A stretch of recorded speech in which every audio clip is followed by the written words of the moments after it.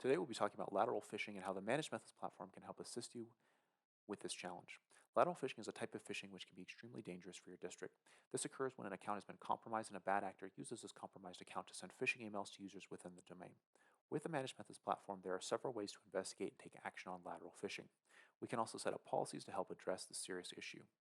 The first step to look for lateral phishing is to look for potentially compromised accounts. We have multiple ways to look for potential compromised accounts both within the Google Workspace and Microsoft 365 environments. Both will be quite similar and generally speaking have the same core features and functionality across platforms. One thing to note is that to see login information in the geolocation login map on the Microsoft side, this will require either an Azure Active Directory Premium 1 or Azure Active Directory Premium 2 license level. However, the ability to look for phishing emails or those lateral phishing emails will be available regardless of Microsoft licensing level. The first indication of a compromised account is usually going to be odd login activity from outside the United States. By default within the Managed Methods platform, the United States will be an approved country and the rest of the world will be unapproved. I went ahead here and navigated over to our Google tile, and now we're looking at the Google Workspace environment and specifically the geolocation login map. And you can see here we've got green and yellow pins within the United States and then red and gray pins outside the US. Those green pins there indicating successful logins from within the United States, gold pins indicating suspicious logins that were successful within the US, red pins there indicating suspicious successful logins outside the US, and then those gray pins indicating login successes outside the US. And what those suspicious logins mean in the case of Google is that those are going to indicate that those logins, maybe they failed a password or some other kind of potential issue with that account. With the Microsoft side, it's going to be a lot more detailed and exactly potentially what that incident was. So looking at the geolocation login map here, this can be very helpful to identify potential compromised accounts. You can click into any of the pins here on the map. This will show where that end user logged in from, and you'll be able to click into that specific account to take a further look at it. Be aware that because this map is not currently filtered, this could also show you login failures. So if we go ahead and filter this by say a week or a month, this can give us some more detailed information about that login information. As we can see here, a lot more logins on the map here. The main tool that you're going to be utilizing, though, to go ahead and take a look at that login information will be the Login Analyzer here. If we go ahead and click into the Login Analyzer, this will be some more detailed information about login activity. Here we can go ahead and select various event types. So in this case, we'll select Login Success and Suspicious Login Successful, and then we'll also select the login type of Unapproved here to show all those logins that were successful from outside the United States. So here we can see a date timestamp of when that login happened, the user in question, the IP address, the location, as well as the internet service provider. That internet service provider can be very helpful to determine if it's a legitimate login, someone who's logging in using a VPN, or someone who's actually managed to access that account from outside the US and the account has been compromised in some way. You can also go ahead and click on the event type here itself to take a look at some additional information, and this will also pull up this login event on the geolocation login map itself, and you can also see the login type directly. So in this case, this person used their Google password to access the account.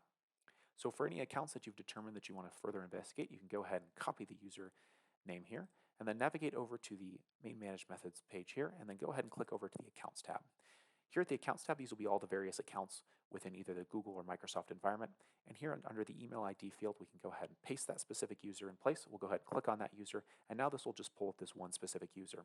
This is an admin account, so there will be a little bit of limitation on the direct actions we can take on this account, but we'll get the general idea of kind of what's going on here.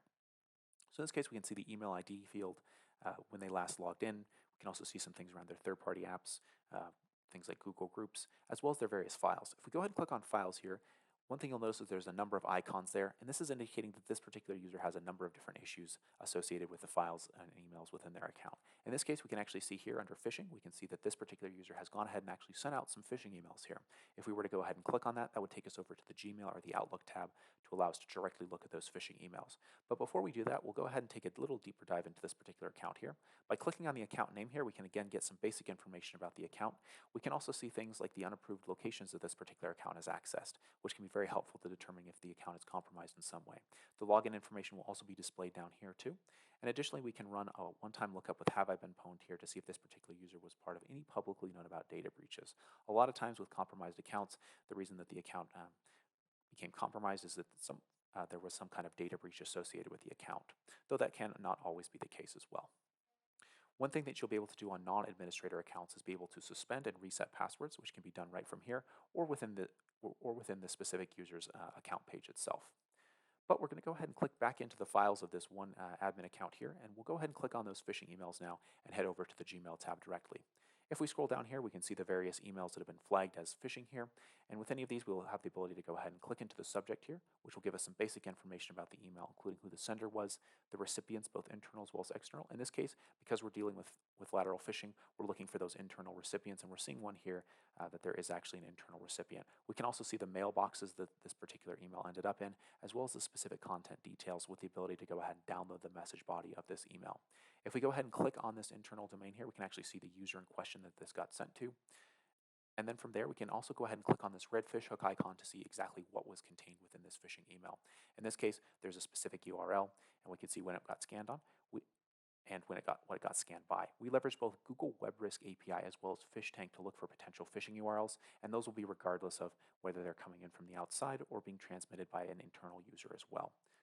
We can also see the exact threat type as well.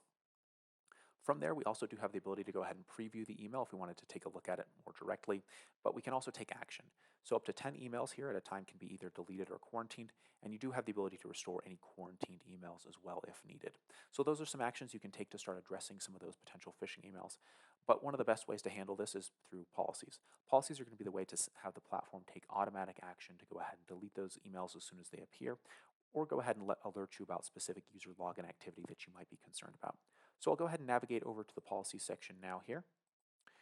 And if we scroll to the bottom of the page looking at the content policies here, we can go ahead and see here we've got a phishing policy in place. So this is looking for any of those emails that contain any kind of phishing.